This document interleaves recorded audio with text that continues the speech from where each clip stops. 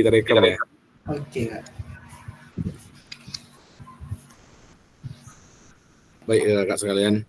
Assalamualaikum warahmatullahi wabarakatuh. Waalaikumsalam. Waalaikumsalam warahmatullahi wabarakatuh. Salam damai sejahtera, Om Swastiastu, Namo Buddhaya. Salam kebajikan rahayu untuk kita semua yang ada di ruang virtual ini. Kakak sekalian, terima kasih sudah hadir untuk tatap maya pada hari ini. Terima kasih banyak atas waktunya. Nah, hari ini kita ada 2 jam pelajaran. Insyaallah nanti selesai lebih kurang jam Setengah 4. ya setengah 4 lah ya, jam 3.35 lah ya, karena kita mulai dari jam 4 lewat itu. Baik, gimana kabarnya hari ini kakak sekalian? Alhamdulillah, Kak. Alhamdulillah sehat, Kak. Tapi Kak Lydia kaki nggak sehat gara-gara ponpit. Habis Kak Lydia semangat kali. Itu besok ilmunya bisa ditularkan sama Kak Deliza tuh Kak Lydia. Karena Bisa, ponpit Kak. itu banyak menurunkan kolesterol kan, membakar kalori. Baik kakak sekalian, untuk hari ini kita akan membahas, sebelum kita masuk materi, saya akan seperti biasa kita akan bahas terlebih dahulu kesepakatan kita bersama. Untuk ini ada perubahan nggak nih kakak sekalian? Pas, Kak. Pas ya, Kak sama-sama Liza lagi di pantai tuh, Kak. sama-sama kita sepakati ya, menyala ke kamera, ini sepakati nih harus on cam kawan, kamera dibuka, kemudian mematikan mikrofonnya jika tidak bertanya atau tidak berbicara, hadir seutuhnya, kemudian menghargai waktu bersama, memaksimalkan fitur chat. Ini yang belum maksimal nih, fitur chat nih yang belum maksimal nih kakak sekalian. Masih banyak kakak yang belum paham bagaimana cara untuk mengoperasikan Jamboard kemarin, Google Jamboard belum juga, masih ya, masih susah untuk mengetik ya. Ini nanti kita harus paham ini. Kemudian kalau ada pertanyaan silakan nanti acungkan, angkat tangannya atau raise hand. Kemudian gangguan teknis adalah hal yang wajar. Mungkin ini yang disampaikan seperti jaringan atau cuaca mungkin ya. Sekarang cuaca kan kurang bagus nih. Iya, Kak. Mungkin itu yang disampaikan ya. Gangguan teknis itu hal yang wajar.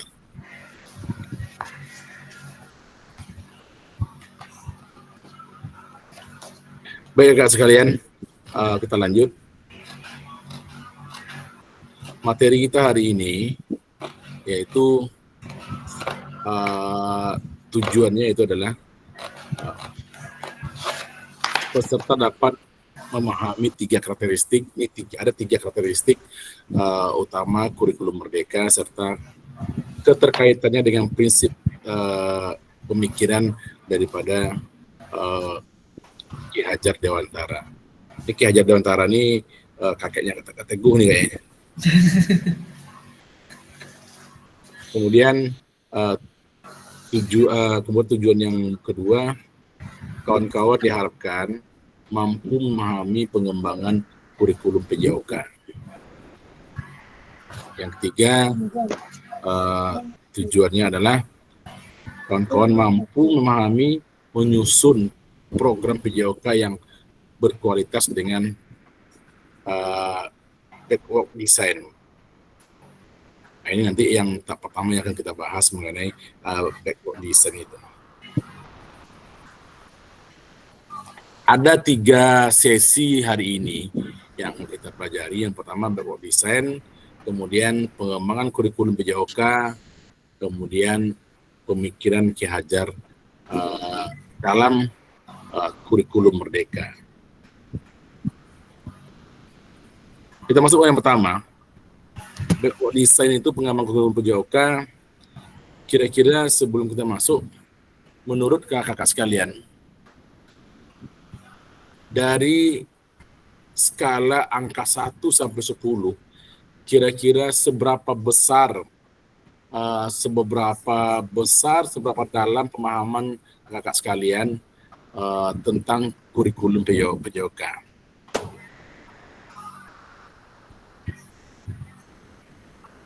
Kira-kira seberapa dalam? Kak Lydia, coba Kak Lydia.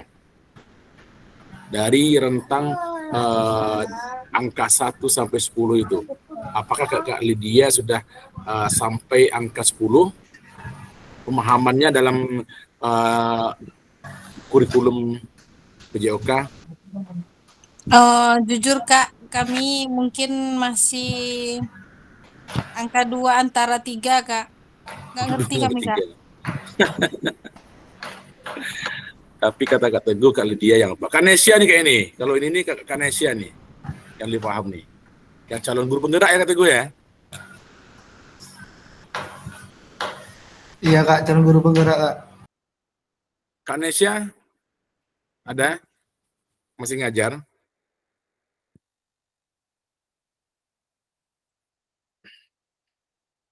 Kak Suci gimana Kak Suci? Tapi Kak, kalau boleh dari Teguh pribadi Kak, Ya. kayak KKG atau perkumpulan guru-guru PJOK, kayak pelatihan itu nggak ada dijelaskan kurikulum PJOK itu seperti apa sih? Kayaknya nggak ada dia bilang Kak. Yang taunya rata-rata kurikulum Merdeka, tujuan dari PJOK itu apa? Nanti besok ini harus dibahas di KKG kata itu. Kan ketuanya kata gue tuh. Kata gue ketua itu kan. Iya Kak, masalah kayak komunitas-komunitas itu kan karena Teguh mungkin baru kan Kak, kayaknya belum pernah ngikut gitu Kak. Oh. Kalau menurut Kak Dwi gimana Kak Dwi? Pengetahuan Kak Dwi, sedalam apa Kak Dwi mengetahui kurikulum PJOK itu? Dari angka 1 sampai angka 10 itu kira-kira Kak Dwi di angka berapa pengetahuannya? Angka 7 mungkin Kak. 7, alhamdulillah. Keren nih Kak Dwi, Kak 7. Boleh berbagi kita Kak Dwi ya? So yang saya tahu ya Kak ya. Ya. Kalau kurikulum itu adalah program yang terencana atau susunan program yang terencana dalam pembelajaran untuk mencapai tujuan tertentu gitu Kak. Iya, itu kurikulum ya Kak ya? Iya. Nanti kita kaitkan dengan PJOK. Tujuannya di PJOK atau apa tujuannya? Gitu? Tujuannya ya berdasarkan SKKD tadi Kak. Kan ada yang per tahun gitu Kak. CP-nya? Kalau sekarang ya, kalau yang Kumer ya Kak ya. Kalau Kumer ya apa namanya? CP pembelajaran. CP dulu Kak, CP diturunkan ke TP gitu Kak. TP ya, oke. Kak Teguh kasih tepuk tangan lah Kak Dwi, Kak Dwi. Pelit kali Kak Teguh nih. Kak Suci gimana Kak Suci?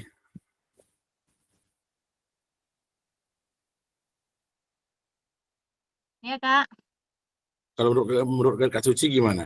Dari angka 1 sampai angka 10 itu, pemahaman Kak Suci terhadap kurikulum itu, kurikulum Jakarta seperti apa? Ini kurikulum PJOK ini sama dengan kurikulum Merdeka Kak? Iya, nanti kita kaitkan ke kurikulum Merdeka.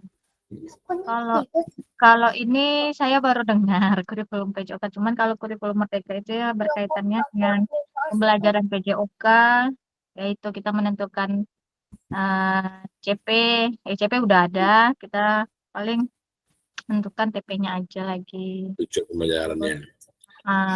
Iya. Kalau CP kan udah apa namanya tuh ya, udah dari sananya kan, nggak bisa kita apakan. Oke. So. Oke, kita lanjut kasihan. Ini tolong ditulis di kolom chatnya ya. Kak Teguh misalnya, Kak Teguh buat nama Kak Teguh, kemudian jawaban Kak Teguh.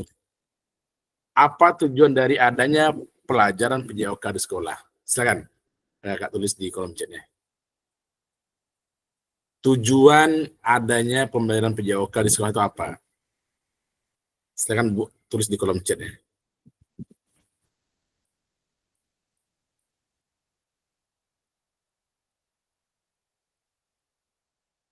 Ya, kalau Lucy lagi di jalan, oke silakan Kak. Apa tujuan dari adanya pembelajaran PJOK di sekolah?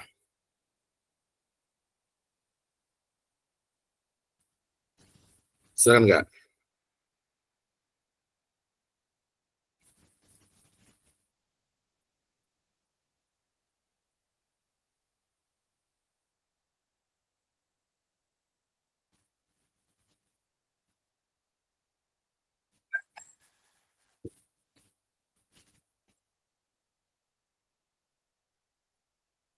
Kita sering, Kak Teguh. Oke. Tepuk tangan lah Kak Uci.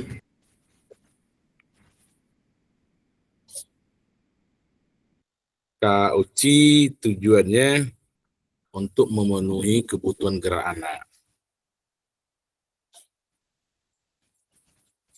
Kalau Kak Teguh, tujuan belajar PJOK di sekolah adalah untuk membuat peserta didik menjadi lebih aktif dalam bergerak. Oke.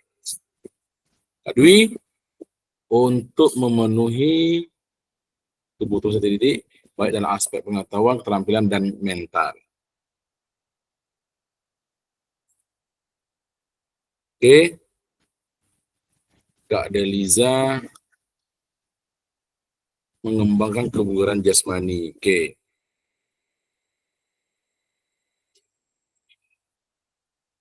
Kak Dwi, untuk memenuhi kebutuhan peserta didik baik dalam aspek pengetahuan, keterampilan, dan mental.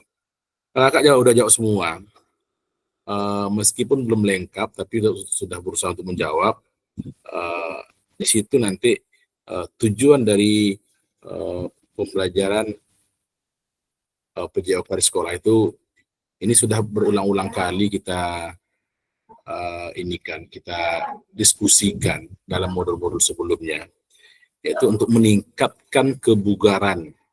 Ini untuk meningkatkan kebugaran jasmani, sudah jauh juga sebetulnya, serta mengembangkan aspek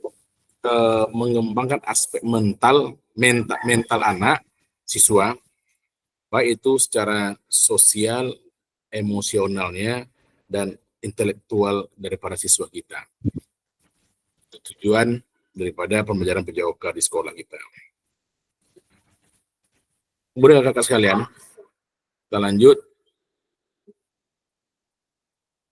Menurut capaian pembelajaran PJOK Kurikulum Merdeka 2024, pendidikan jasmani, kesehatan, dan olahraga bertujuan sebagai pembelajaran bagi peserta didik. Yang pertama, mengembangkan, menerapkan, dan mengevaluasi keterampilan konsep strategi gerak yang akan menjadi disposisi untuk berpartisipasi dalam berbagai aktivitas jasmani dengan penuh kepercayaan diri dan kompetensi dan kreativitas. Ini capai pembelajaran PJOK Kurikulum Merdeka di tahun 2024. Kemudian membantu dan memberi dukungan mereka dalam memilih gaya hidup sehat dan aktif secara jasmani. Membangun dan menerapkan keterampilan sosial dan emosional melalui konteks pembelajaran yang menekankan nilai-nilai fair play, kerja tim, dan inklusivitas dan menanamkan apresiasi dan mengembangkan sikap positif untuk aktif secara jasmani sepanjang hayat. Kakak semua sudah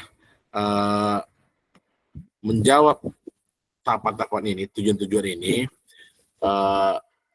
dan intinya kawan-kawan semua sudah paham bagaimana tujuan daripada pembelajaran PJOK di sekolah tersebut. Baik, mari kita diskusikan pertanyaan yang berikut. Silakan tulis di kolom chat atau raise hand, angkat tangan langsung boleh, nggak apa-apa. Terlepas dari kurikulum apapun, apakah selama ini Bapak Ibu sudah memahami dan baik tujuan mata pelajaran dan menjadikan sebagai acuan? Terlepas dari kurikulum apapun, baik itu kurikulum Merdeka, sebelum Merdeka K13, sebelum K13 KTSP, apalagi kurikulum kita sebelum K13 KTSP ya. Merdeka. Kurikulum kita cukup banyak, kurikulum kita berganti-gantian. Itu adalah proses untuk mencari yang terbaik untuk siswa kita. Nah, terakhir kurikulum kita adalah ini yang sedang kita jalani, kurikulum Merdeka Belajar. Nah, ini terlepas dari semua kurikulum itu, kira-kira apakah selama ini kakak-kakak sekalian sudah memahami dengan baik tujuan daripada mata pelajaran dan menjadikannya sebagai acuan? Dalam hal ini PJOK ya. Tujuan dari mata pelajaran itu PJOK dan menjadikannya sebagai acuan. Sudah memahami belum? Kira-kira. Kak Deliza geleng-geleng tuh. Masih ragu-ragu juga, Kak. Masih ragu-ragu ya, Kak ya. Ragu-ragunya gimana, Kak? Ragu-ragu gini, Kak, kalau di yang 2024 ini kan CP-nya CP terbaru nih. Iya, kalau kami kan disuruh itu cari TP-nya 1 tahun tuh apa. Jadi kalau kami kan cari di Gemini itu kan.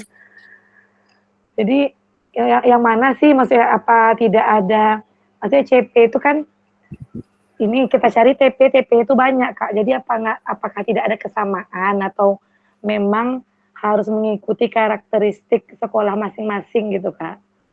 Oke, Kak. Terlepas dari kurikulum Merdeka Belajar itu, terlepas dari kurikulum K13 yang dulunya kita mungkin KTSP, sebelumnya itu ada KTSP, terlepas dari itu, kira-kira Kak Dwi tujuan dari mata pelajaran PJOK itu sudah memahami tidak? Kemudian sudah menjadikan ini belum sebagai acuannya gitu. Memang kalau sampai tujuan pembelajarannya itu adalah nanti sesuai dengan kebutuhan sekolah kita. Nggak usah kita neko-neko, Kakak. Nggak usah kita ke mana-mana untuk ininya. Kemampuan sekolah kita seperti ini. Jadi kita sesuaikan dengan kemampuan sekolah kita. Kondisinya seperti ini. Mungkin peralatannya kecil, peralatannya mungkin kurang. Kita sesuaikan dengan kemampuan sekolah dan kemampuan daripada peserta didik kita. Oke, Kak Teguh gimana, Kak Teguh?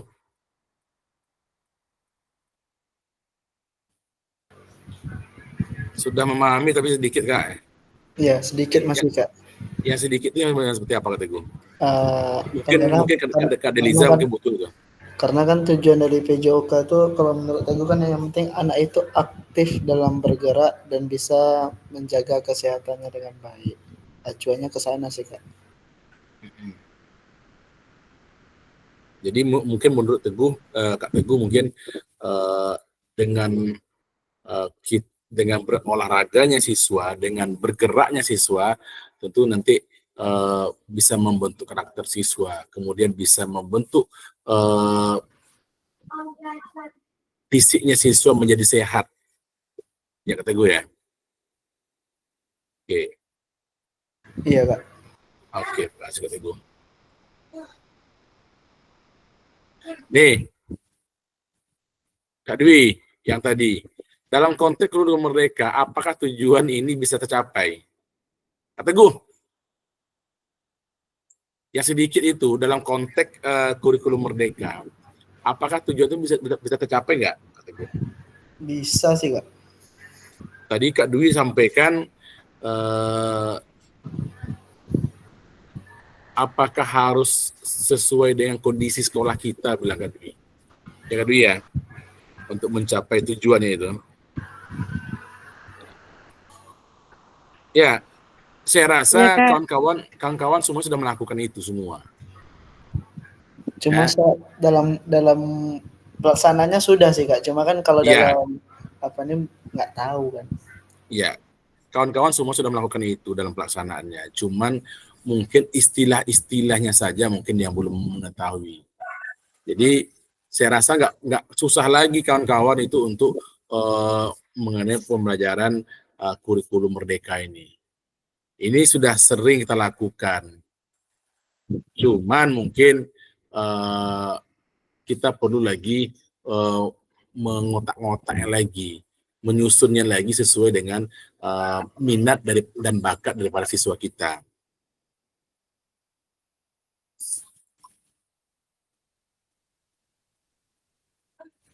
Memahami tujuan yang penting, memahami tujuan umum penting sebagai acuan untuk memahami muara akhir dari pembelajaran. Untuk mencapai tujuan umum, pemerintah sudah menurunkan ke dalam CP. Tadi yang sampaikan, CP itu tidak bisa berubah. Katakan apa tadi? Sudah bisa berubah.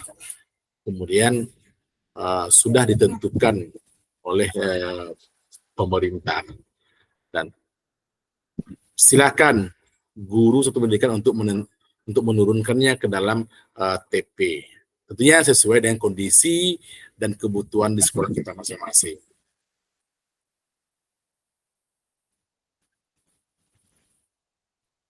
Bagaimana memastikan agar pengajaran yang kita lakukan benar-benar menyasar tujuan pembelajaran? Nah, seringkali pengajaran langsung fokus pada materi atau aktivitas apa yang harus dilakukan murid. Ini gimana menurut apa? Bagaimana memastikan agar pengajaran yang kita lakukan itu benar-benar menyasar tujuan daripada pembelajaran tersebut. Kalau menurut Kak Deliza gimana Kak Deliza?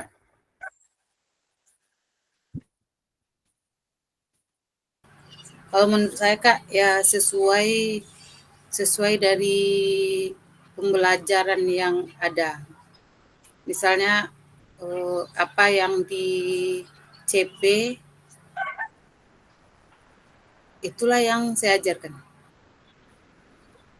Ya, yang Kak Deliza ajarkan apa yang dalam CP, kemudian tentunya Kak Deliza turunkan ke TP-nya. Iya. Aplikasikan ke TP-nya, kemudian TP tersebut tentunya harus sesuai dengan kebutuhan kita, kebutuhan sekolah kita dan kebutuhan siswa kita. Makanya sebelum kita melakukan pembelajaran sebelumnya, di saat itu kita harus selalu melakukan evaluasi, melakukan identifikasi. Barulah nanti bisa kita turunkan itu ke dalam TP-nya. Karena belum tentu nanti misalnya Kak Deliza mau ngajar basket ya, buat siswanya, siswa kelas 5 kelas 6, permainan basket. Sementara bola basket tidak ada di sekolah Kak Deliza gitu.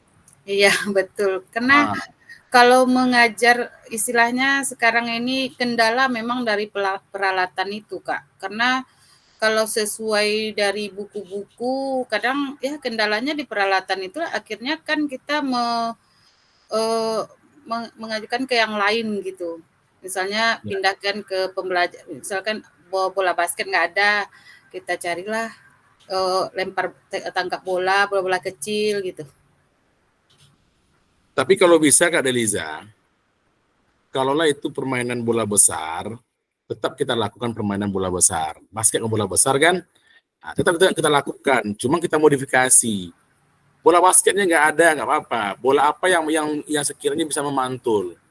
Kayak bola voli mungkin ada, gitu. Kita bisa gunakan bola voli. Tetapi materinya mengenai permainan basket.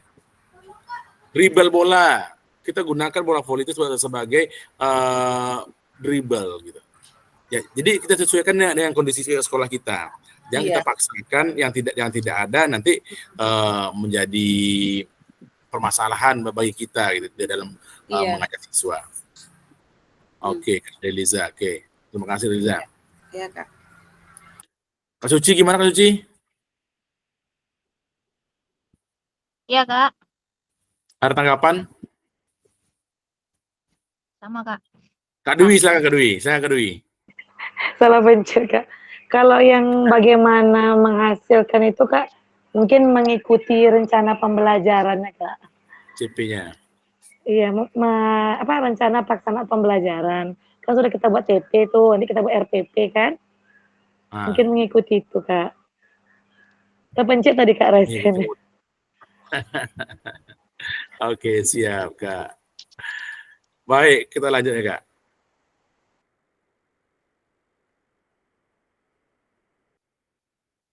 Ini kita bahas dulu, Kak, mengenai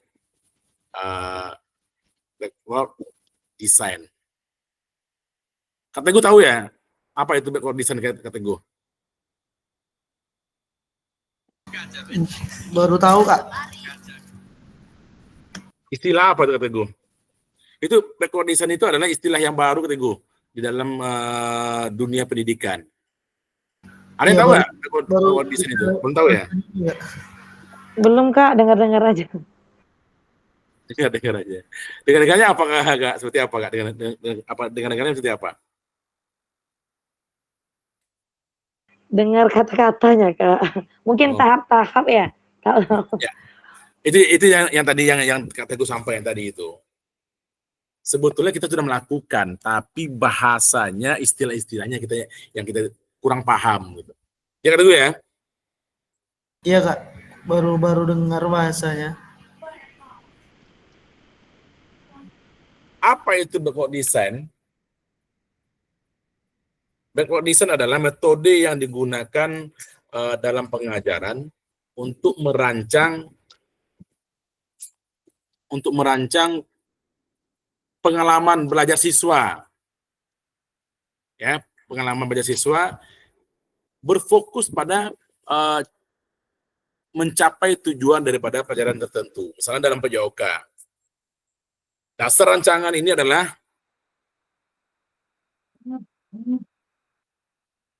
ada telepon pula masuk. Dasar rancangan ini adalah keyakinan bahwa sebelum memulai sesuatu itu, seseorang harus menentukan tujuan akhir terlebih dahulu. Backward design adalah istilah yang populer dalam dunia pendidikan. Merupakan sebuah pendekatan dalam perancangan kurikulum, mata pelajaran, dan kegiatan belajar mengajar di kelas kita. Jadi, ini hanya istilah saja yang berbeda. Kita merancang. Dasar rancangan ini adalah keyakinan bahwa sebelum kita memulai sesuatu, seseorang harus menentukan tujuan akhir terlebih dahulu. Ini dia. Tujuan akhir kita apa dalam pelajaran itu? Misalnya kita materinya lempar tangkap bola kecil dalam permainan bola kasti. Tujuan akhirnya apa harapannya gitu. Inilah yang disebut dengan metode backward design itu, kakak sekalian.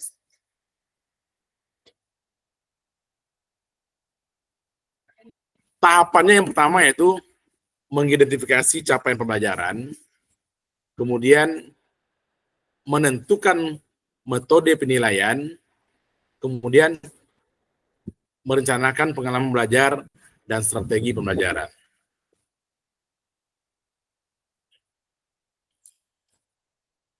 Bisa merupakan proses sistematis yang memastikan kesesuaian kurikulum dengan capaian pembelajaran yang diinginkan. Backward design juga pada akhirnya membuat guru menyelaraskan antara tujuan, langkah pembelajaran, dan penilaian. Berarti sebelum kita merancang kegiatan itu, kita sudah merancang tujuan daripada pembelajaran itu. Tujuan akhirnya apa gitu. Nah, inilah dia disebut dengan model desain desain itu, kawan-kawan. Jadi ini bukan hal baru sebetulnya, bukan hal baru yang kita ketahui gitu. Ini sudah biasa kita lakukan, tapi istilahnya saja yang bahasanya saja, istilah-istilah saja yang baru-baru. Ini kalau guru penggerak udah biasa nih bahasa-bahasa seperti ini. Dulu di kurikulum 13 saya belum dapat bahasa-bahasa ini seperti ini, belum dapat.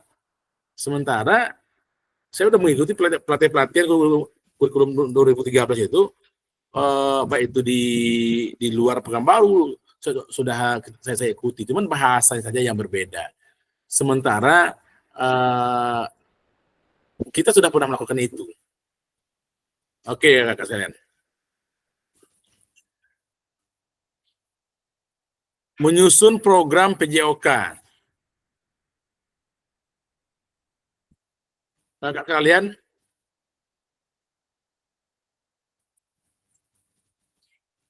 menyusun program PJOK ini nanti sebelum kita tatap muka, kakak sekalian akan membuat modul atau RPP nanti. Modul atau RPP ini kemudian dituangkan dalam praktek pembelajaran di sekolah kakak masing-masing.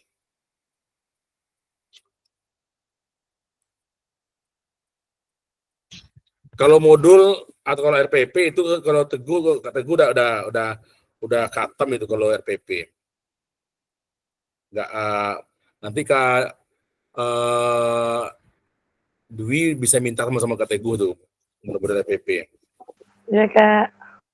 Kak Dwi yang lebih senior pada Teguh, Kak. Teguh yang minta RPP-nya, Kak.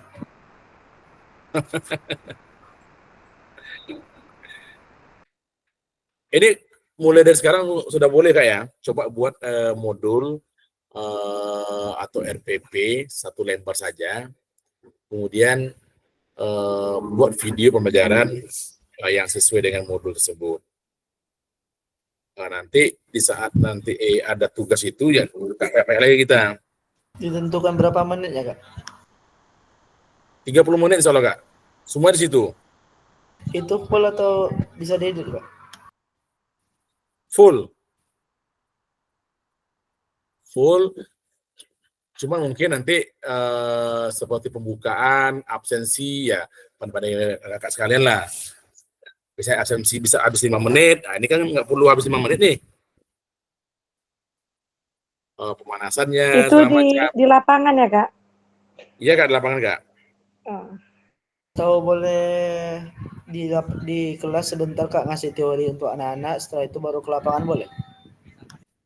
Kalau langsung teori apa aja Kak? Langsung praktek aja Kak. Oke Kak sekalian. Itu untuk kapan Kak? Tugas kapan Kak? Itu nanti sebelum Belum, kita tatap muka Kak. Tapi persiapkan aja Kak. Supaya nanti ya, jangan terlalu ini mepet gitu. Kak, coba. Ini saya ingin tanya nih. Kurikulum merupakan seperangkat aktivitas untuk menguasai keterampilan. Kurikulum merupakan seperangkat, ini perkataan kakak-kakak sekalian ya, perkataan kakak sekalian, yang ditanya itu adalah menurut Kak Teguh, iya atau tidak gitu. Cuman jawabannya iya, tidak itu ya. Kurikulum merupakan seperangkat aktivitas untuk menguasai keterampilan. Apakah ini betul atau tidak nih? Iya atau tidak? Betul. Iya. Kak Lisa betul, Kak Dwi betul. Kak Teguh? Saya ulangi. Iya, Kak. Kurikulum merupakan seperangkat aktivitas untuk menguasai keterampilan. Ya? Tidak? Ya, Kak. Oke. Ya. Pertanyaan kedua.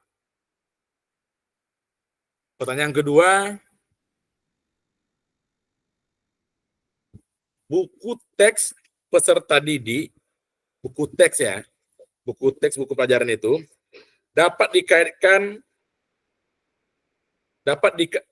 saya ulangi, buku teks peserta didik dapat dikatakan adalah suatu kurikulum.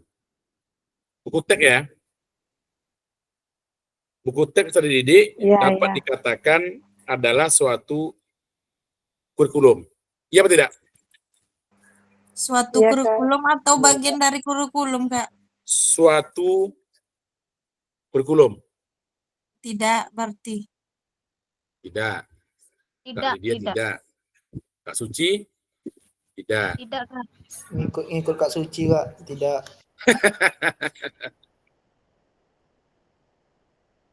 Kemudian yang ketiga pertanyaannya,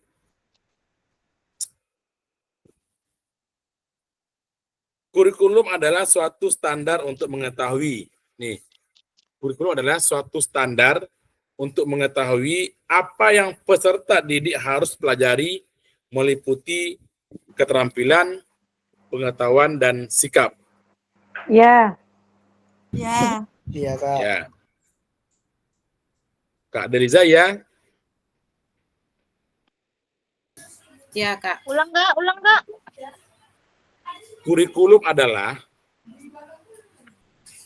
suatu standar untuk mengetahui, ini ukuran untuk mengetahui ya, apa yang peserta didik harus pelajari meliputi keterampilan, pengetahuan, dan sikap. Iya atau tidak? Ya. Iya, Kak. Ya. Iya, Kak. Ya. Oke, coba kita lihat. Bapak sekalian.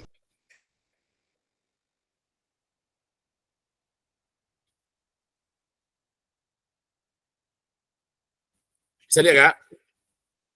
Bisa.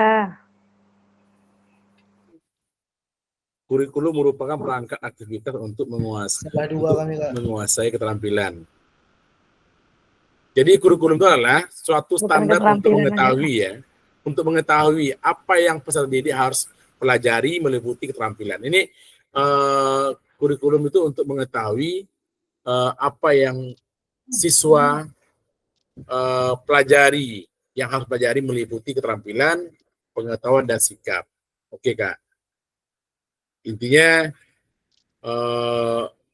sudah mulai paham Kakak sekalian. Saya kasih jempol dulu. Salah satu yang kata gue ya.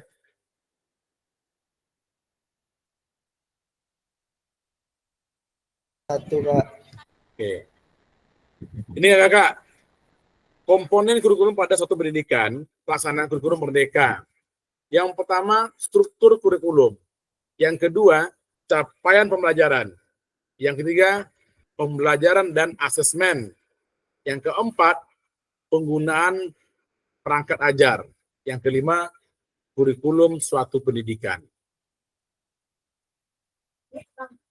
Komponen kurikulum suatu pendidikan dikembangkan dan digunakan di suatu pendidikan terdiri dari karakteristik suatu pendidikan itu, baik itu visi, misi, dan tujuan suatu pendidikan itu, pengorganisasian, pembelajaran, dan pencapaian pembelajaran. Mengapa kurikulum personal berbeda pada suatu pendidikan? Ini, saya ulangi lagi. Mengapa kurikulum operasional berbeda antar satuan pendidikan? Misalnya sekolah Kak Teguh dengan sekolah Kak Lydia berbeda nih. Kenapa?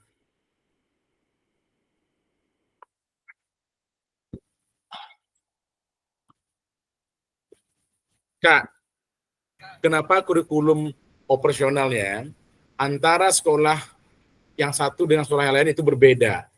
Kenapa tidak sama aja? Karena kebutuhan peserta didiknya berbeda-beda. Karena kondisi sekolahnya, Iya, sarana. Karena latar belakang sekolahnya, peserta didik dan lingkungan sekolahnya, Kak. iya.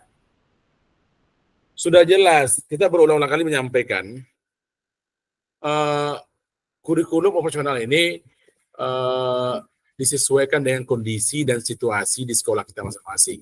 Tidak sama kondisinya. Sekolah Kak Teguh lingkungannya untuk berolahraga itu cukup luas. Sementara mungkin Kak Nesya, sekolah Kak Nesya atau Kak Lucy lingkungannya kecil. Kemudian Kak Teguh lengkap karena kepala sekolahnya hobi dengan olahraga Kak Teguh. Jadi lengkap peralatannya, fasilitasnya. Nah, berbeda dengan yang lain. Kalau dia sudah lengkap, itu tentu harus maksimal. Ya. Jadi itulah dasarnya kenapa itu berbeda. Sesuaikan dengan kebutuhan daripada siswa kita.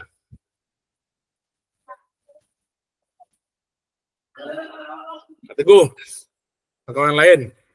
Siap, Kak. Di sesi ini kita diajak untuk berbagi cerita pada saat kita menyusun kurikulum PJOK, kurikulum mengajar yang ke-13 untuk PJOK, kurikulum merdeka kurikulum merdeka mengajar sesuai dengan PJOK karena kita guru PJOK, berbeda lagi dengan guru kelas. Ini kita berbagi. Dan nanti kita akan membuat RPP nanti. Bagaimana Pak Ibu selama ini merancang program PJOK sebagai bagian dari pengembangan kurikulum mata pelajaran PJOK? Kak Teguh gimana?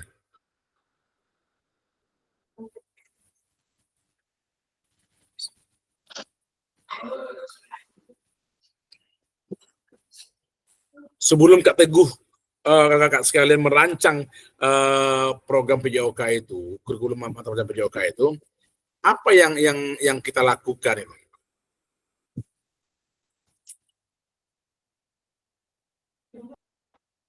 Di sekolah Kak Teguh berapa orang guru olahraga?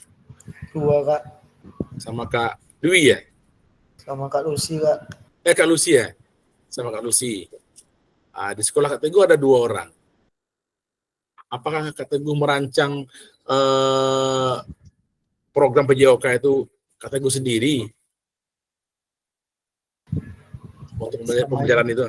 Minta sama kawan, Kak. Selama ini merancangnya ya sendiri-sendiri, Kak, sesuai sama tingkatan masing-masing ya, Kak. Gila, minta sama kawan, Mak Teguh. Tadi mau bilang sama Kak Dwi minta. Bukan masalah minta sama kawan. Minta sama kawan tuh ya pasti ada. Masa tuh merancang itu sendiri atau berdua sama Lucy kan, Kak? Iya. Oke. Kalau dia gimana kalau merancang itu? Kalau merancang, kami pertama-tama Kak minta dulu acuan dari kawan-kawan bagaimana, habis itu bandingkan dengan yang kita buat, mana yang kurang nanti, mana tahu punya kita kurang, lihat dari kawan, contohnya minta sama Kak Dwi kan lebih, dia kemarin udah PPG, mana tahu dengan dia melakukan PPG itu dapat pula ilmu yang apa untuk merancang RPP kan Kak, bisa kita sharingkan dengan yang kita buat, kayak gitu aja sih Kak. Kalau kita minta dengan kawan, kemudian tanpa ada kita analisa lagi kurikulum yang kita minta itu, pas pula teman ini yang kita minta sekolah yang swasta yang bagus Kak, yang dapatnya bagus, yang perlengkapannya lengkap semuanya, peralatannya lengkap. Kalau kita tidak telaah lagi, kalau kita tidak pilih-pilih lagi, nanti kita mengajarnya ya pasti akan berat gitu. Karena tidak sesuai dengan kondisi sekolah kita, kebutuhan siswa kita. Pasti berbeda itu, Kak. Iya Ya tuh kata Kak, gue ya. itu makanya kita harus cek-cek dulu Kak, yang yang dikasih Ya, kawan. ya intinya tidak dimakan mentah-mentah ya Kak ya.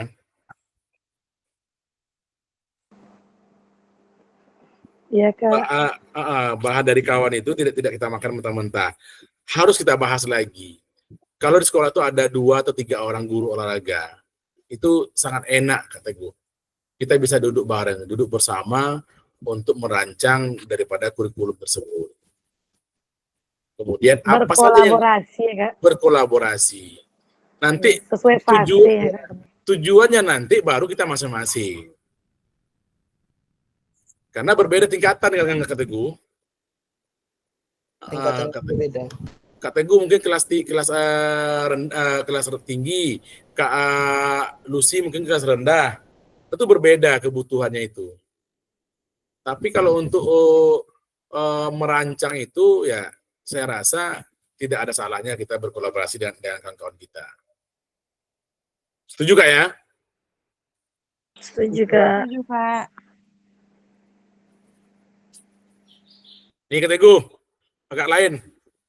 Apa saja selama ini Bapak Ibu anggap menjadi sesuatu yang bernilai untuk dipelajari murid di kelas PJOK. Maksudnya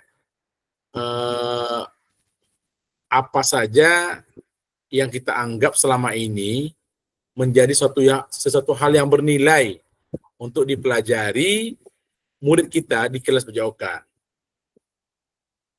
Kita kan sudah tahu tujuannya kan. Tujuan daripada pembelajaran PJOK di sekolah itu adalah untuk membentuk karakter dan fisiknya siswa ya kan.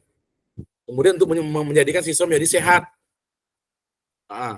Kemudian apa saja selama ini yang kita anggap menjadi sesuatu hal yang paling bernilai untuk dipelajari murid di kelas kita. Kata gue misalnya kelas tinggi. Kelas tinggi apa kelas rendah kata gue? Kelas tinggi Kak. Kelas tinggi. Nah, kira-kira apa yang paling bernilai? Silakan. Kita diskusi aja nggak apa. Kak Ferry mana pergi ke Kak Ferry nih? Membentuk karakternya lah Kak. Karakter. Seperti kerjasama gitu Kak. Oke, Kak Dwi karakternya yang paling kejujuran, membentuk karakternya siswa. Itu yang paling bernilai Kak Dwi ya? Iya Kak. Karena seringkali guru PJOK ini diidentik dengan pembentukan. Ya kan? Pembentukan baik itu disiplin siswa, baik itu karakter siswa gitu. Apapun misalnya contohnya nih siswa terlambat, nanti ujung-ujungnya guru olahraga juga yang disuruh untuk ngomel-ngomel di pembelajaran PJOK. Dia jangan terlambat lagi besok gitu. Berarti kan itu kan kita membentuk karakter anak kan. Jadi Kak Dwi, keren Kak Dwi. Yang lain? Selain karakter, kalau menurut Kak Deliza, apa yang Kak Deliza ini kan? Yang menjadi sesuatu yang paling bernilai selain karakter Kak Deliza, membentuk karakter anak. Misalnya, ini agak ngambang ya Kak ya. Misalnya seperti istilahnya pembelajaran cara berjalan seperti hadap kanan, hadap kiri, istilahnya pembelajaran apa namanya itu baris berbaris.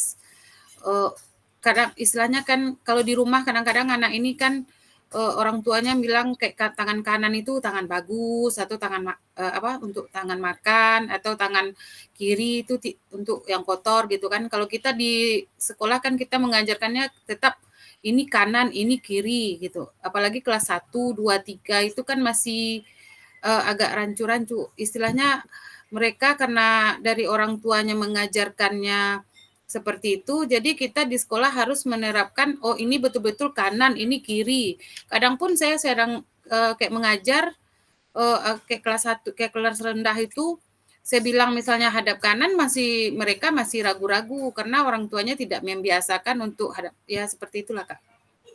Oke. Apa namanya itu. Oke, terima kasih Kak. Katanya sudah jawab itu tadi, Kak. Katanya jawab untuk membentuk visi peserta didik. Kakak sekalian, mengenai fisik, kalau dari awal dari dasar itu, apalagi dari kelas 1, kalau kita sudah salah membentuk fisiknya, membentuk fisik dasar daripada anak kita, nanti ke depannya dia akan salah, Kak. Jadi guru olahraga SD ini hebat ini, Kak. Luar biasa. Karena dasarnya di situ. Kalau dari awal kita salah membentuknya, nanti ke depannya dia juga akan ini nggak bagus nanti gitu. Jadi makanya ada pelatih fisik dasar gitu kan. Kalau untuk olahraga.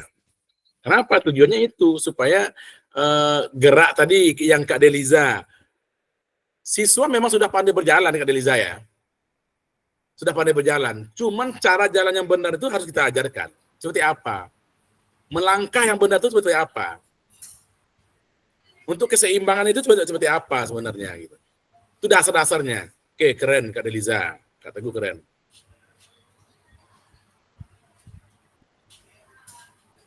Kemudian bagaimana Bapak Ibu akan mengintegrasikan itu semua ke dalam proses pengembangan kurikulum mata pelajaran PJOK yang sekarang berlaku. Gimana, Kak?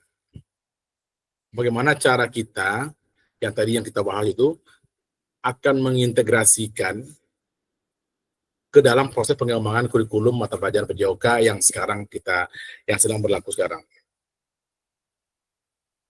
Bagaimana caranya, Kak?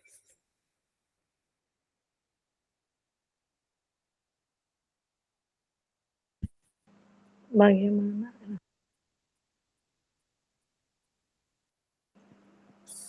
Merencanakan program sesuai dengan perkembangan peserta didik mungkin, Kak.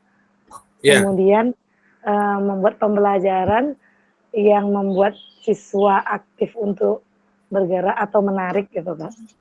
Iya. Iya, Kak. Cara kita untuk menyatukan atau menggabungkan berbagai komponen itu, berbagai komponen yang tadi yang kita bahas tadi.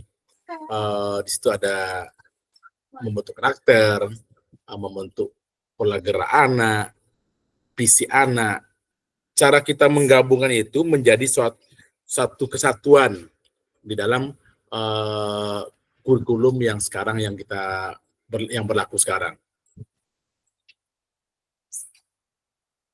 Menggabungkannya gitu. Caranya gimana?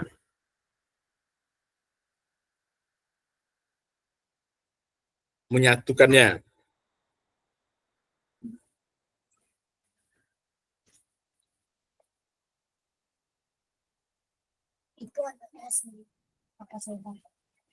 Kalau untuk kawan-kawan semua, caranya seperti apa?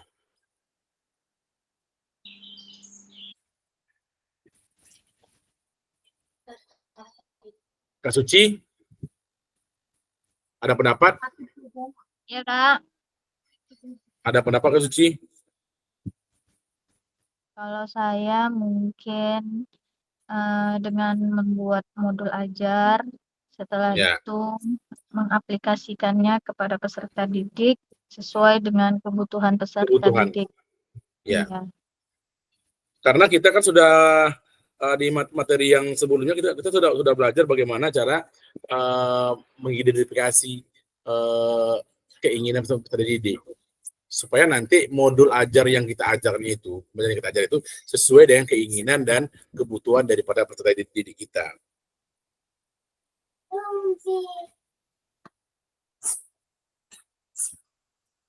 Kemudian kakak sekalian,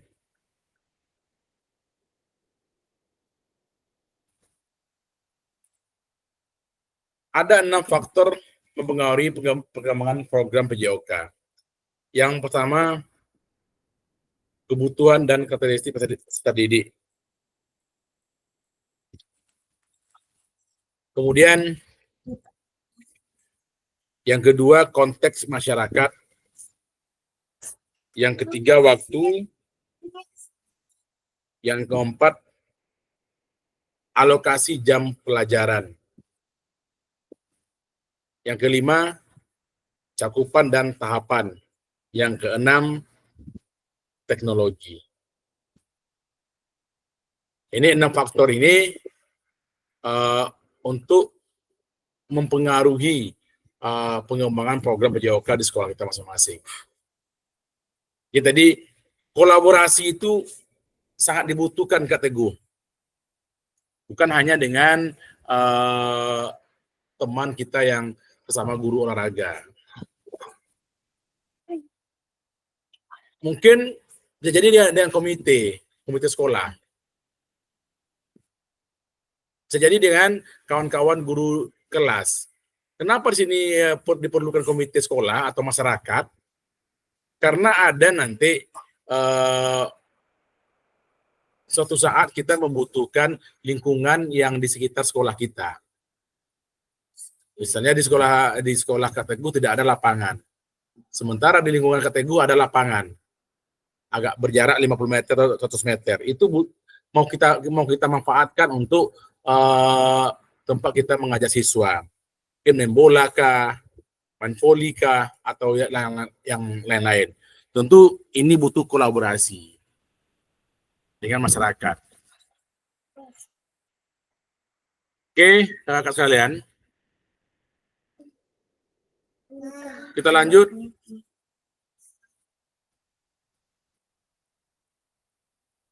Yang ketiga adalah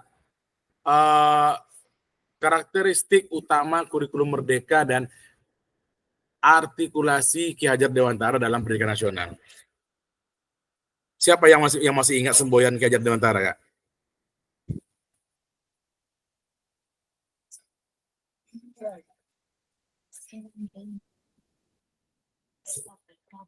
Ada yang masih ingat, Kak?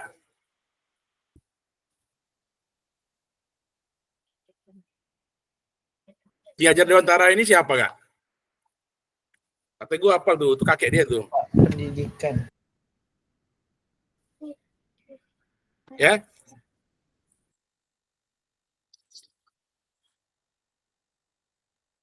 Bapak pendidikan, Kak.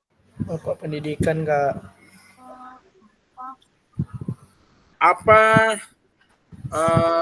masih ingat enggak slogan daripada Ki Hajar Dewantara itu?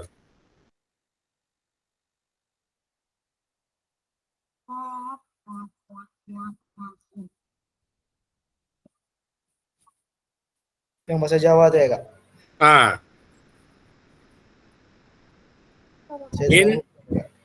Ing mangun karsa. Ing mangun karsa.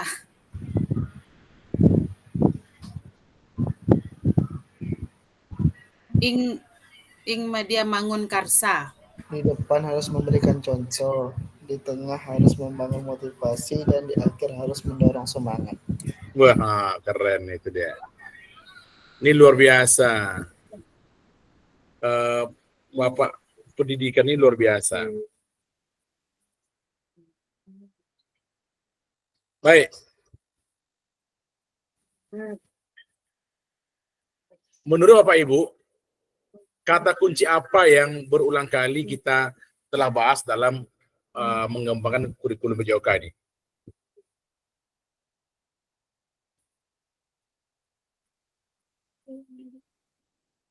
Kira apa, Kak?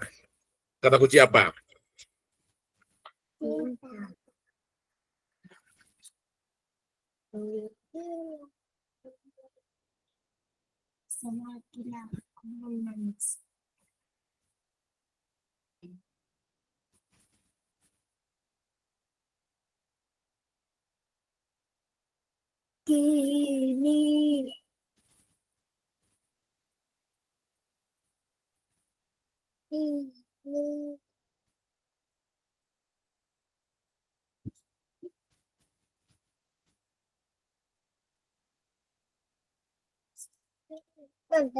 Kakak sekalian,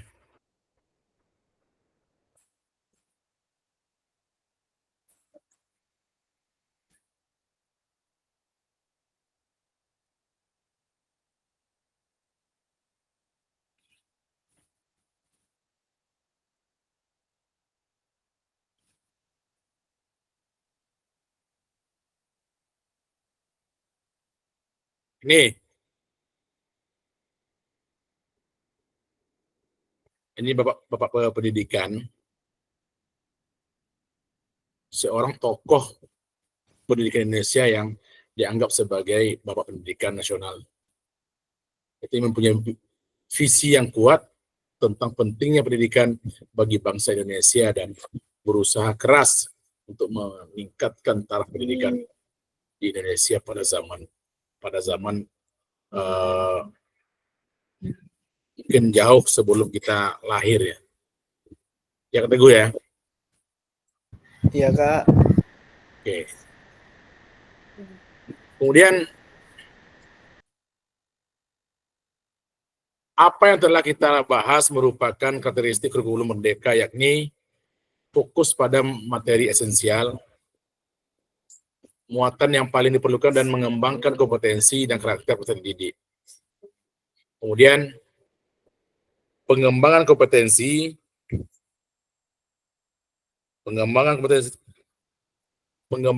sosial, emosional, dan moral peserta didik. Fleksibilitas pembelajaran.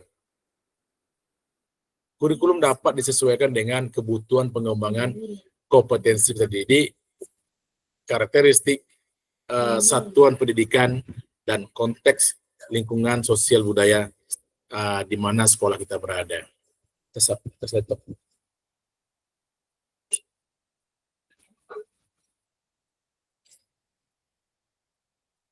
Kak, sebentar Kak.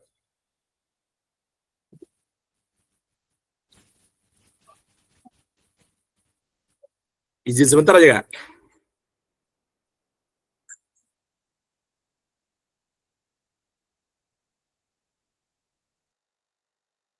Jawab tuh Kak Uci, jawab tuh.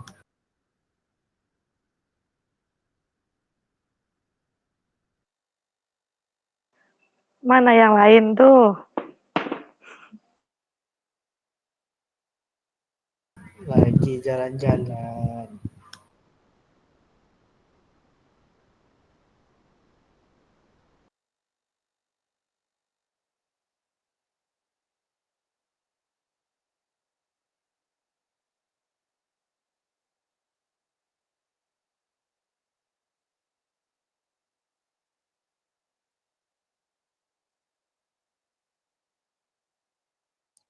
Teguh, Oh, apa? besok buat RPP ini ngumpul lah kita. Baik Kak sekalian. Mohon maaf. Maksud pendidikan menurut Kajian Nusantara adalah menuntun segala kodrat yang ada pada siswa kita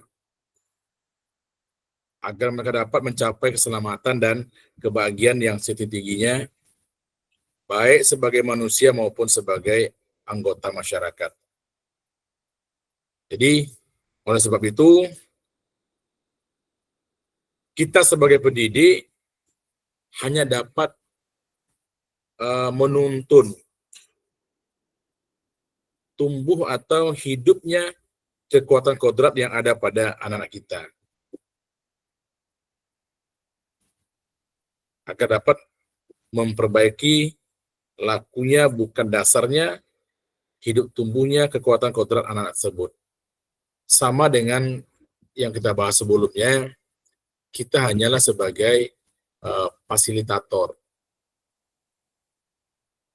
Jadi Ki Hajar Dewantara sudah menyampaikan kita hanya sebagai penuntun, mengarahkan kepada siswa kita. Ini menurut Ki Hajar Dewantara. Di kurikulum Merdeka sekarang juga kita sebagai guru tidak lagi sebagai sistem komando, kita yang menentukan, kita yang anak-anak sesuai dengan keinginan kita, tidak lagi, tapi harus pendidikan itu berpusat kepada siswa kita. Jadi kita hanyalah sebagai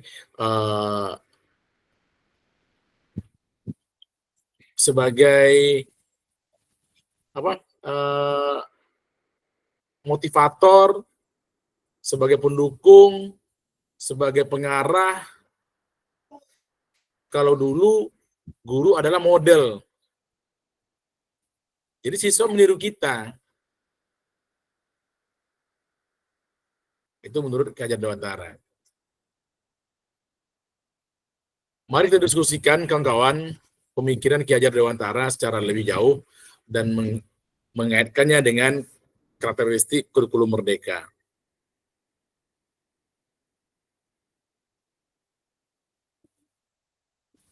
Pada akhir sesi ini, harapannya nanti kawan-kawan dapat memahami 3 karakteristik utama kurikulum merdeka serta keterkaitannya dengan prinsip pemikiran Ki Hajar Dewantara. Ini nanti masuk dalam tugas dari kata gue ya. Siap, Kak. Oke. Kemudian mampu memahami pengembangan kurikulum PJOK. Kemudian mampu memahami menyusun program PJOK yang berkualitas dengan backward design yang tadi yang kita bahas. Yang backward design itu adalah yang kita sudah berpikir tujuan akhirnya apa. Ya Kak ya. Tadi dari awal sudah kita bahas, program itu, RPP itu yang kita buat, tujuan pembelajaran akhirnya itu apa tujuannya? Gitu. Ini nanti yang diharapkan. Baik kakak-kakak sekalian, silakan ada pendapat, ada saran, Kak Teguh? Untuk hari ini? Berarti ini tugasnya untuk LMS enggak yang 3 ini? Ya, nanti di LMS silakan di ini kan nanti.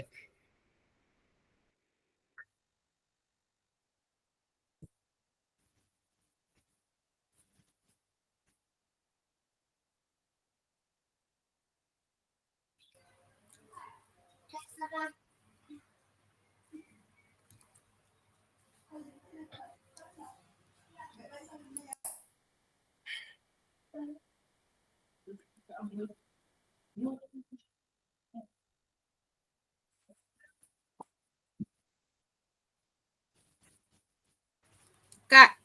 Iya Kak. Berarti tugas RPP modul ajar itu yang 1 lembar itu nanti di PDF kan ya Kak? Boleh Kak, di PDF boleh, di Canva nanti juga boleh apa. Ya Kak. Terus kalau yang kayak video itu nanti kan di link ya Kak yang dikirim ya? Ya, linknya Kak. Berarti ke Google Drive ya Kak? Ya, nanti kakak buat dulu mungkin upload di YouTube, kemudian linknya itu yang dikirimkan. Oh, ya Kak. Kak, visi pendidikan menurut Ki Hajar Dewantara telah kita ulas sebelumnya pada modul 1.1 mengenai program pendidikan guru penggerak. Itu guru penggerak, makanya saya sampaikan kalau guru penggerak udah paham betul ini gitu, seperti yang Kak Dwi tadi kata gue ya, yang ntar lagi guru penggerak ya, ini nanti akan Nesya Kak, Nesya. Kak Nesya ini akan lebih paham lagi refleksi filosofi pendidikan nasional. Pendidikan nasional Indonesia telah mengalami perkembangan yang signifikan sejak zaman kolonial Belanda hingga zaman sekarang ini. Di tengah dinamika ini, pemikiran dan kontribusi daripada Ki Hajar Dewantara menjadi pilar penting dalam menyusun visi pendidikan nasional yang inklusif dan progresif. Sebagai pelopor pendidikan bagi kaum pribumi, Ki Hajar Dewantara menegaskan pentingnya pendidikan sebagai sarana pembebasan dan pemberdayaan bagi seluruh lapisan masyarakat. Ini kakak-kakak sekalian,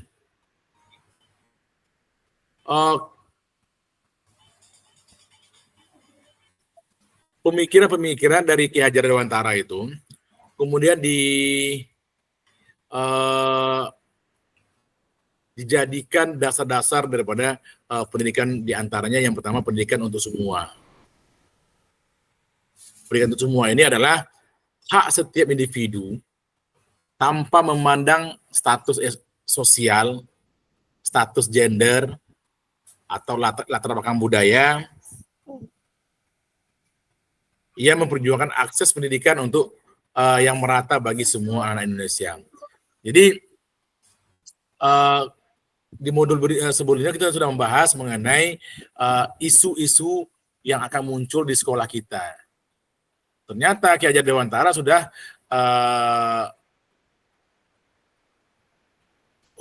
mewanti-wanti hal-hal ini. Makanya Ki Hajar Dewantara sudah mengatakan tidak ada perbedaan di dalam untuk menuntut ilmu itu untuk mendapatkan pendidikan yang layak. Kemarin kita bahas isu-isu itu ada termasuk isu sosial, isu gender kemarin yang kita bahas. Jadi tidak ada lagi perbedaan di sekolah kita. Baik itu anak-anak kita yang inklusi, anak yang berkebutuhan khusus, anak yang normal, itu haknya sama dalam mendapatkan pendidikan tersebut. Yang kemudian pendidikan berbasis budaya. Pendidikan haruslah memperhatikan dan membangun kearifan lokal serta budaya setempat. Kita di Riau sebagai guru yang menetap dan mengajar di Riau, tentunya yang paling kita angkat adalah mengenai budaya Melayu. Tentunya berbeda nanti dengan kawan-kawan kita yang berada di daerah-daerah lain. Kemudian yang ketiga, pendidikan yang holistik. Pendidikan tidak hanya terbatas pada aspek akademik semata, tetapi juga harus memperhatikan perkembangan fisik, emosional, dan sosial individu. Ia mendorong pendidikan yang menyeluruh untuk mengembangkan potensi dan kepribadian anak secara optimal. Yang keempat, pendidikan karakter. Pendidikan karakter ini menekankan pentingnya pembentukan karakter yang kuat di dalam pendidikan. Menurutnya, pendidikan harus membantu mengembangkan sifat-sifat seperti kejujuran, tadi Kak Delita sampaikan, disiplin, tanggung jawab, kerjasama, semangat gotong royong, untuk membantu generasi yang akan memiliki karakter yang bagus dari semenjak usia dini. Yang kelima, pendidikan yang relevan dengan kehidupan. Yang keenam, pendidikan sebagai alat pembebasan. Maksudnya pendidikan sebagai alat pembebasan ini adalah sebagai alat pembebasan dari ketidakadilan dan penindasan. Itu pada zaman kolonial Belanda. Sekarang juga hampir sama kakak sekalian.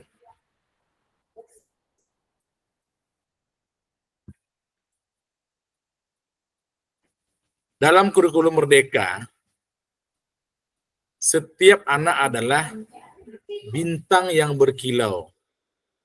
Setiap murid kita memiliki potensi yang unik yang perlu diungkap dan ditemukan melalui pendekatan pendidikan yang inklusif dan terarah.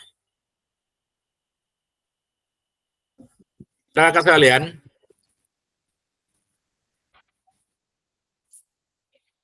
karakteristik utama kurikulum merdeka.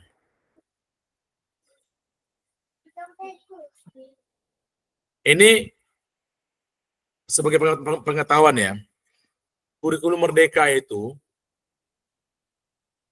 kemarin di latar belakangi krisis pembelajaran yang berkepanjangan perparah dengan adanya pandemi COVID-19 kemarin. Inilah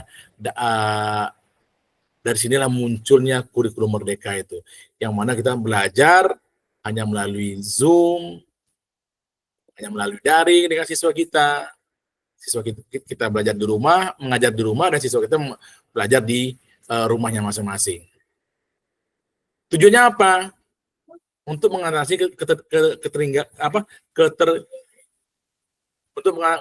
ketertinggalan pembelajaran siswa kita. Oleh sebab itu, Kementerian Pendidikan dan Teknologi mencoba untuk melakukan upaya pemulihan pembelajaran pada bulan Maret 2024. Pemerintah memberlakukan secara nasional kurikulum merdeka. Inilah dasarnya kenapa kurikulum merdeka itu ditetapkan.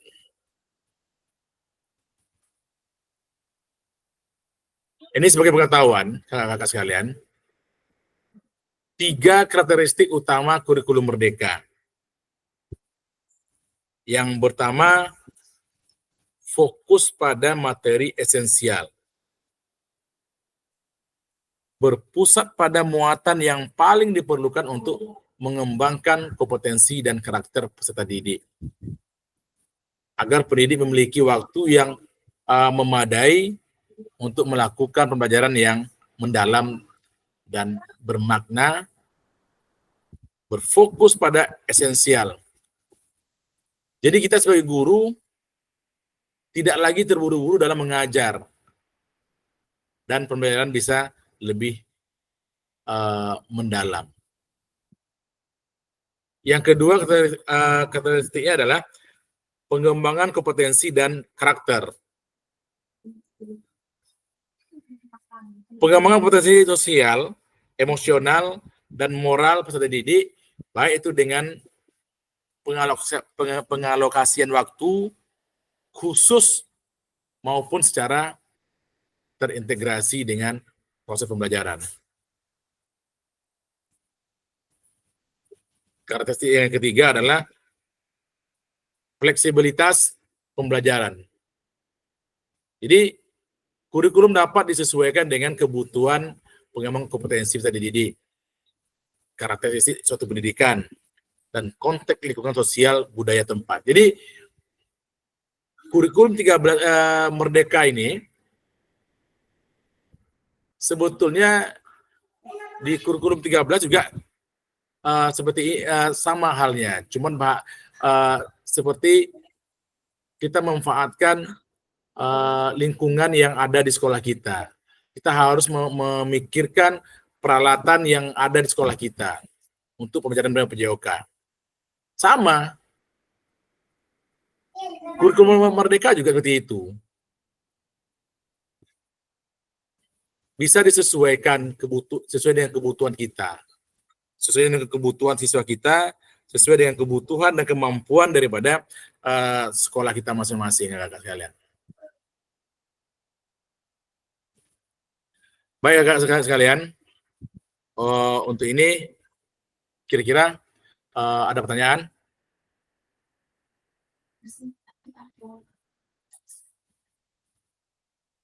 Kak Lucy, silakan. Mungkin bisa kita di sini bisa kita berbagi ke Lucy. Pas Lucy, Kak. Pas ya. Udah sampai di ini Kak Lucy? Udah sampai di rumah. Udah sampai di rumah. Apa yang pas, Kak? Kalau si pas katanya kata gue.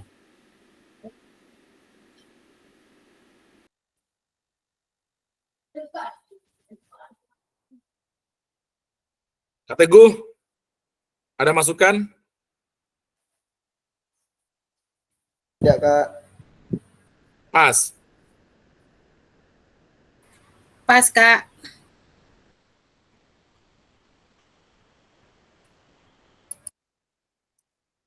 Oke, kembali saya ingatkan kakak sekalian. Yang tadi kita bahas mengenai 6 faktor mempengaruhi pengembangan program PJOK. Yang tadi yang pertama, kebutuhan dan karakteristik peserta didik. Ini harus masuk dalam itu. Kemudian, konteks masyarakat. Faktor berikutnya yaitu waktu. Kemudian alokasi jam pelajaran. Kemudian cakupan dan tahapan. Kemudian yang tak kalah penting adalah mengenai teknologi. Kak Teguh dalam pembelajaran PJOK, sepengetahuan Kak Teguh atau kakak yang lain, teknologi ini kita gunakan di saat seperti apa? Di dalam kelas Kak, kayak laptop, fokus, kayak video-video olahraga itu supaya peserta didik tahu. Ya. Sekarang teknologi ini, makanya kadang-kadang kawan-kawan kita yang guru-guru yang sudah agak berumur itu selalu beralasan tidak mau ikut PKG ini. Alasannya apa? Karena tidak bisa komputer, katanya tidak bisa menggunakan handphone. Sekarang tidak kita pungkiri, teknologi adalah pendukung kita untuk mengajar. Di kelas misalnya, teori mengenai teori yang kita lakukan di kelas itu, yang pertama mungkin dengan teknologi ini kita bisa memberikan pembelajaran itu contoh yang bisa dilihat langsung oleh siswa kita. Misalnya dribble bola basket. Kita kurang paham dengan bola basket, misalnya. Terbantu dengan teknologi. Di saat kita mengajar, kita putarkan video dasar-dasar dribble dalam permainan bola basket. Terbantu kita dengan teknologi ini. Dan kemudian ini menarik bagi siswa kita. Tidak monoton dia. Gitu. Di lapangan juga perlu ini teknologi, Kak Teguh. Iya Kak, perlu Kak. Perlu Kak ini. Saya pribadi kurang memakai teknologi Kak. Bukan karena tidak pandai. Kemudian Kak Teguh, Kak Lucy, Kak Deliza. Di saat kita melakukan pembelajaran di lapangan misalnya, ini teknologi yang dibutuhkan. Contohnya, kita membuat video pembelajaran. Ini banyak kemungkinan yang diuntungkan, Kak Teguh. Kita bisa berbagi dengan teman. Kemudian kalau kita betul-betul fokus, banyak hal yang kita dapatkan dari sini. Setiap kita mengajar, kita videokan, kita upload. Bahkan sekarang di PMM itu juga butuh teknologi. Makanya nggak bisa kita menyuruh orang lain untuk mengajarkan PMM kita. Kak Lucy ngerjain PMM nggak?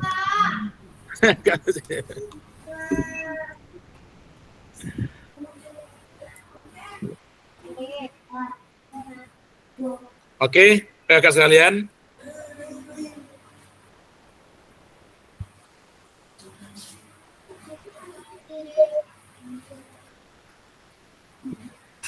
Ada masukan?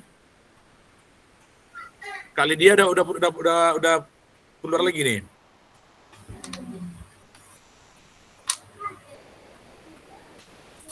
Kak Teguh boleh sambil minum ya Kak Teguh? Apa Kak? Boleh sambil minum, sambil makan boleh ya? Mau bilang sambil mandi pula nih Kak. Udah Kak. Sambil minum udah Kak.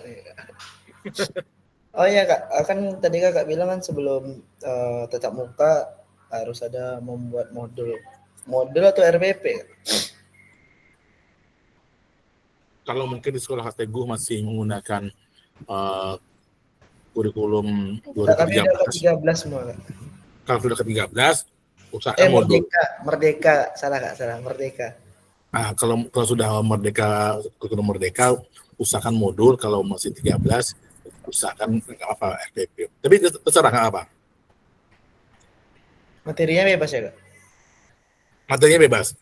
Teguh boleh menggunakan RPP, tapi cara mengajarnya seperti ke-13. Seperti kurikulum merdeka. Apa? Dia cuman namanya saja berbeda kan.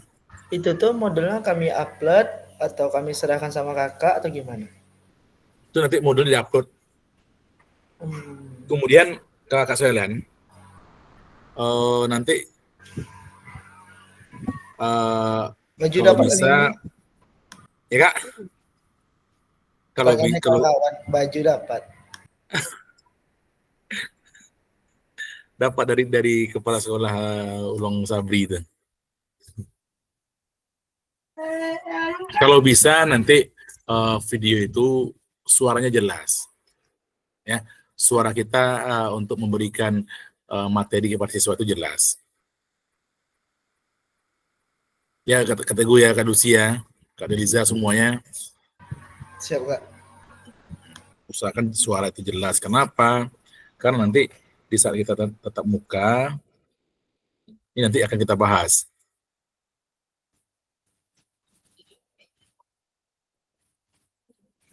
Oke, ada lagi Kak Teguh? Kak Ramadhani mana pergi nih?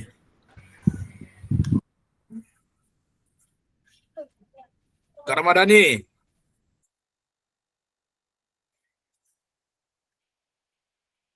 Kak Teguh yang ada cuma 9 orang nih Kak Teguh.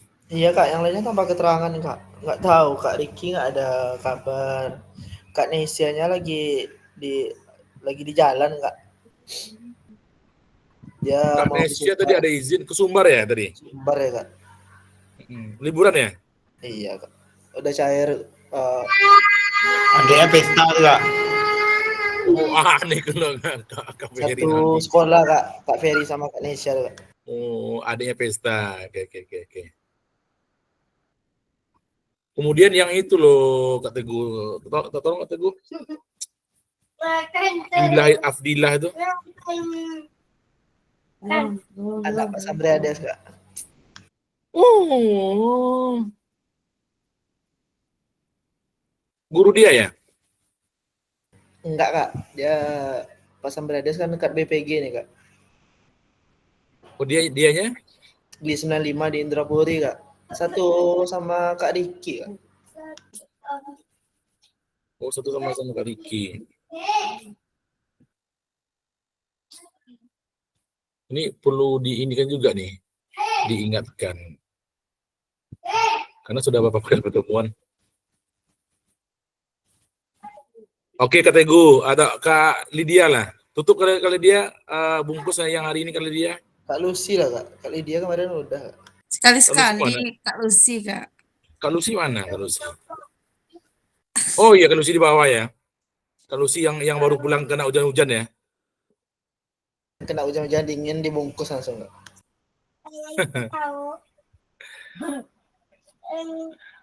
Silakan Kak Lucy.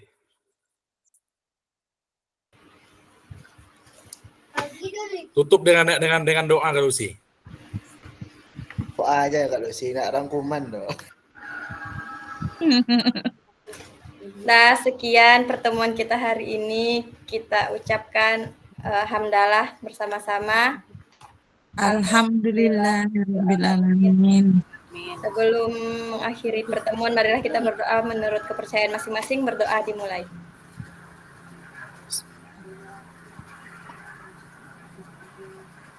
Selesai. Terima kasih Kak Lucy, jangan panik ya. Teguh buat orang-orang panik. Dia biasa tuh. Besok di sekolah nggak usah dibantu Kak Teguh Kak Lucy. Siap, Kak. Siap, Kak. Jangan buatin PPG, Kak. Saya kalau sih Enggak, aja. Curang.